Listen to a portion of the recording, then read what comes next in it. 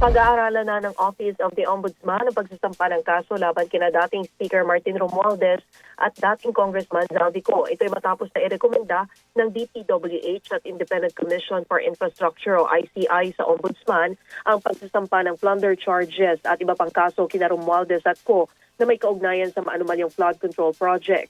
Sa panayam kay Ombudsman Jesus Crispin Remulla matapos ang budget deliberation sa plenaryo, sinabi niyang masusi nilang i-evaluate o susuriin ang nilalaman ng rekomendasyon at mga attached documents para alam nila kung paano aakto at mga hakbang na dapat gawin. Git ni Remulla, mahalagang nakabase sila sa ebidensya sa pagsasampa ng kaso at sasailalim muna sa fact-finding ang mga contents na isinumite ng DPWH at ICI bago nila isalang sa preliminary investigation.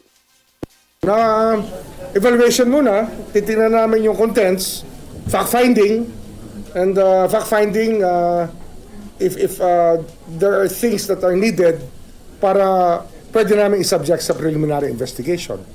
Kasi nga, kung hilaw ang kaso, kailangan muna ng case build-up bago kami mag-preliminary investigation. Pero no less than that. Sinabi pa ni Remulla na sa Lunes pa niya may evaluate ang isinumiteng rekomendasyon dahil pagkatapos ng budget hearing ay may iba pa siyang function na pupuntahan.